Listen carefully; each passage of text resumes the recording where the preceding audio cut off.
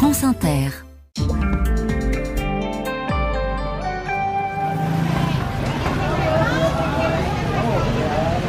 Une vieille américaine qu'on entend la dernière nous, parce que c'est dans les rues de la Havane à Cuba que nous sommes, secoués, Sébastien, par la première affaire MeToo. Oui, jusqu'ici le mouvement n'était jamais parvenu jusqu'à la République socialiste de Cuba. Au centre de cette affaire, le trovador, le chanteur troubadour Fernando Béquer, réputé proche du régime cubain.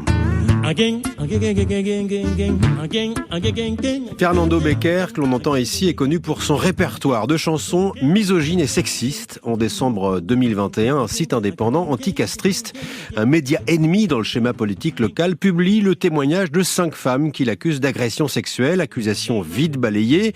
Je ne crois en rien, répond Fernando Béquer, je crois à la révolution.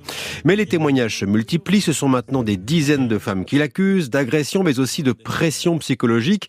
Et le 18 octobre dernier, il est condamné à 5 ans de limitation de liberté, une assignation à résidence qu'il ne respecte pas, au point même de continuer à se produire dans des bars et de produire de nouvelles chansons. Un extrait par exemple, agression par-ci, agression par-là, allez ma fille, détends-toi, viens donc te tortiller avec le beau noir. Du très léger donc, comme on peut l'entendre, de quoi évidemment relancer l'affaire. Cette fois, c'est l'association officielle des femmes cubaines qui s'en mêle, tout comme la femme du président castriste Miguel Díaz-Canel.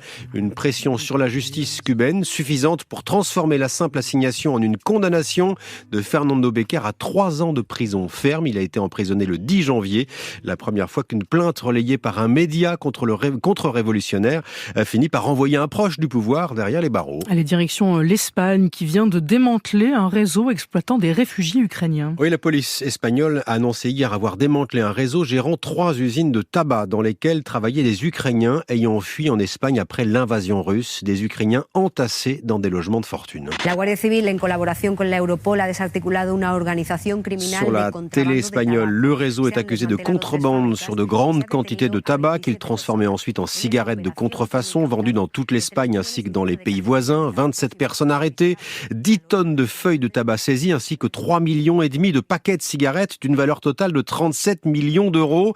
Les usines étaient situées dans la région vinicole de la Rioja au nord, à Séville au sud, à Valence à l'est. Des usines dotées de machines d'une technologie avancée qui pouvaient produire jusqu'à 540 000 paquets de cigarettes par jour. Mais pour faire fonctionner ces machines, eh bien le réseau employait des Ukrainiens venus en Espagne de façon irrégulière ou arrivés comme demandeurs d'asile après le début de la guerre. Ils vivaient au sein même des usines, parqués dans des préfabriqués, interdits de sortir des installations afin de ne pas être repérés. Travaillant de longues heures, les chefs du réseau, eux, menaient une vie de luxe dans la station touristique de Marbella sur la Costa del Sol. Et on finit en Italie, dans un petit village toscan qui revit grâce à son sous-sol. Oui, on parlait ici du petit village de San Casciano dei Bagni, situé sur une colline à 160 km de Rome, village en déshérence depuis les années 60. Mais la vie de ses 1000 habitants risque bien de changer pour toujours, car San Casciano est assis sur un trésor archéologique découvert en novembre dernier. 24 statues de bronze de l'époque étrusque, vieilles de plus de 2000 ans et dans un état de conservation quasi parfait, grâce aux boues et aux eaux thermales chaudes du village. Une découverte sans précédent depuis 50 ans, la plus belle collection de statues romaines de l'âge étrusque de toute la Méditerranée. Un ritrovamento importantissimo, non tanto e non solo per il numero delle statue. Celui qu'on entend ici, c'est Emanuele Mariotti, directeur du site archéologique de San Casciano. C'est sans précédent, dit-il, en particulier parce que jusqu'à présent, ce sont principalement des statues en terre cuite qui sont connues pour cette période. Celle de San Casciano représente entre autres Apollon ou Igée, déesse de la santé dans la mythologie grecque. Elles sont donc en bronze et les eaux chaudes ont si bien préservé les pièces mises au jour que les inscriptions en étrusque et en latin sont toujours visibles.